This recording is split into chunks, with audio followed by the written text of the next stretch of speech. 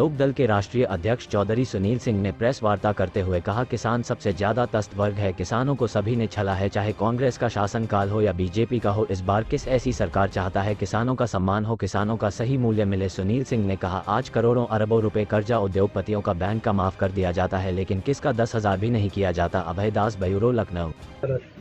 देखिए, press conference 2024 जो एक पूरे भारत का चुनाव होने जा रहा है और किसान 1.5 साल के संघर्ष के बाद भी किसानों की फसल का जो एमएसपी का कानून है वो आज तक लागू नहीं हो पाया।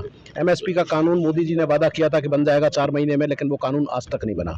और जब तक किसान को न्यूनतम समर्थन मूल्य महंगाई के हिसाब से नहीं मिलेगा, किसान ऐसे ही आत्महत्या करता रहेगा, किसान ऐसे ही किसान के बच्चे खेती छोड़ते रहेंगे।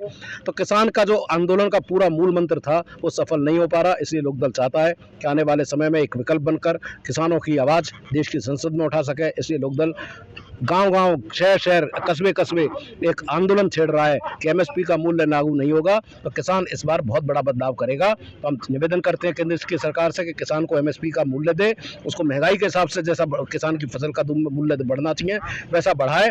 किसान के बच्चों को कोई ये 6,000 रुपये नहीं चाहिए। अगर आप इतना काम कर दो केंद्र की सरकार, तो हम किसान की तरफ से आपसे वादा करते हैं कि हर किसान परिवार आपको 6,000 रुपये साल अपनी तरफ से देगा। मोदी जी, हमें 6,000 रुपये अपमान निधि नहीं चाहिए। पर ये आंदोलन कितने से तारीख है? ये आंदोलन एक निरंतर आंदोलन है और आंदोलन अभी चल रहा है और इसकी भी जैसे जैसे समय समय होगा, ब्लॉक स्तर, जिले पे पूरी एक जो होगा वो आपको आने वाले समय में सूचना दी जाएगी।